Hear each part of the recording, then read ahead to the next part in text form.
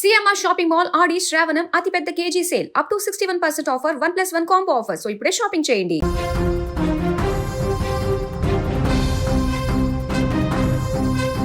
తెలంగాణ జానపద కళారంగంలో ప్రస్తుతం ఒక ఊహించని వివాదం తీవ్ర దుమారం రేపుతోంది.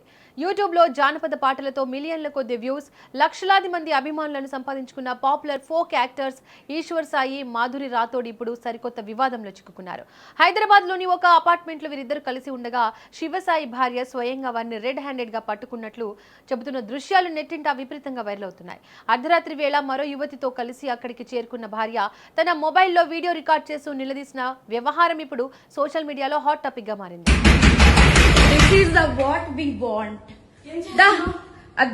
ఇది నీ కోసమే మేము వచ్చాం. యాక్చువల్లీ పెళ్ళైనోడే దొరికడా? ఇంకా ఎవరు దొరకలా నీకు? బిడ్డ మీద ప్రేమ లేదా రే? చూడు విశాల్ విశాల్ విశాల్ ఇదిగో ఈ అమ్మాయి ఉన్నారు పోలీసులు ఇద్దరు. ఏంటి ఏం మాట్లాడతావు? చిన్న కొడుకుని పెట్టుకొని రే.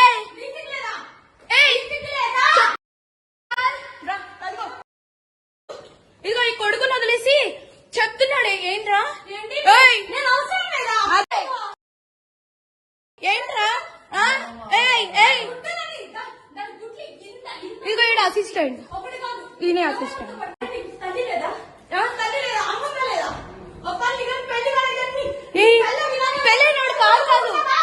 ప్రస్తుతం సోషల్ మీడియా వేదికల్లో చక్కర్లు కొడుతున్న వీడియోల ప్రకారం అర్ధరాత్రి దాటిన తర్వాత హైదరాబాద్లోని ఒక ఫ్లాట్ కు ఈశ్వర్ సాయి భార్య మరొక మహిళతో కలిసి వెళ్లారు.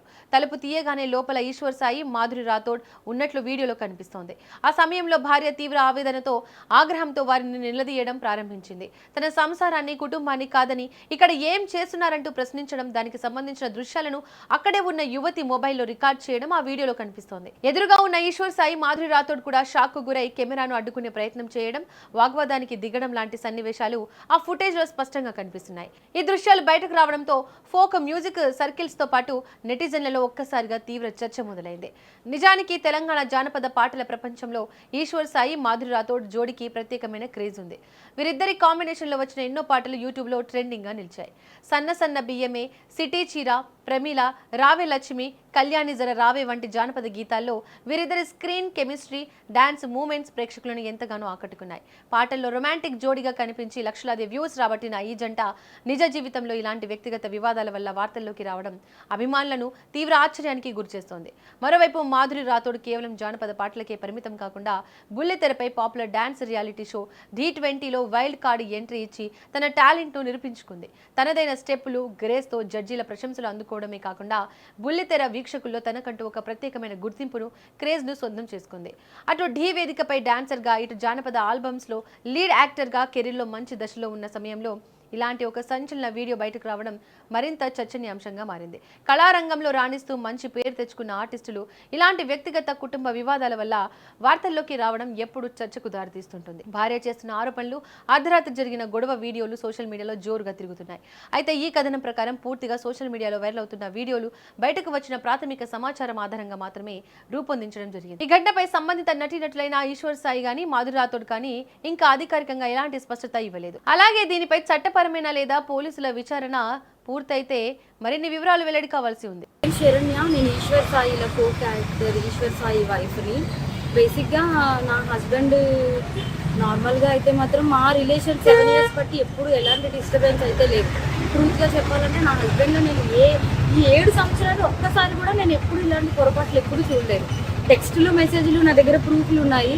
చూపిస్తే మాత్రం అంటే ఇట్లా ఎలా వస్తుందంటే మరి నా హస్బెండ్ కూడా చెప్పడం ఏంటంటే తనే ఇట్లా నన్ను కొంచెం ఇది చేసింది. సో అందుకోసం అని ఏ అబ్బాయి అయినా సరే మరి ఎట్లా ఇలాగే అయిపోయింది ఇంకా అని చెప్పి తను చెప్తున్నాడు. మరి ఆ అమ్మాయి ఏమంటుందంటే నాతో కూడా చాలా మంచిగా మాట్లాడేది.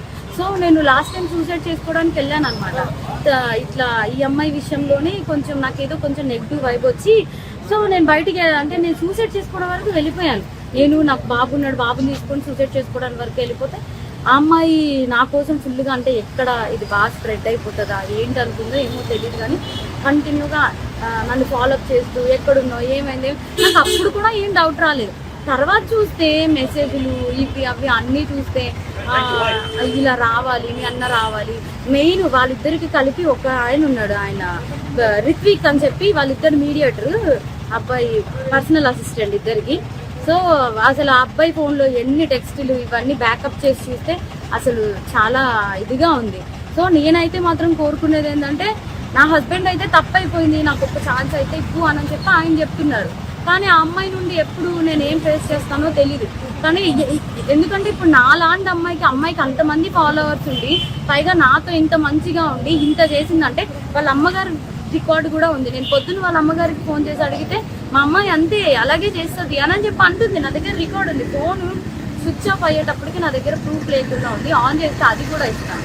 సో ఇట్లాగా నాకు అన్యాయం జరిగింది. నా పేరెంట్స్, మా సిస్టర్స్ వచ్చి ఏదో చేశారు. నా హస్బెండ్ నాతో ఏదో కొంచెం పోలీసులు దీంతో ఏదో మాట్లాడుతున్నాం అవుతుంది.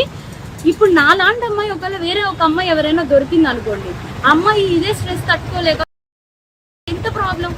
నేను ఇది ఒక్కటే ఆలోచిస్తున్నా, ఎవరైనా చూసుకోండి అప్పుడు ఎంత ప్రాబ్లం ఉంటుంది. అమ్మాయికి తెలుసు నాకు బాబుని కొనేటప్పుడు నేను ఎంత డిస్టర్బ్ అయ్యాను, చాలా హెల్త్ ప్రాబ్లమ్స్ ఎలా వచ్చాయి అమ్మాయికి అన్నీ తెలుసు.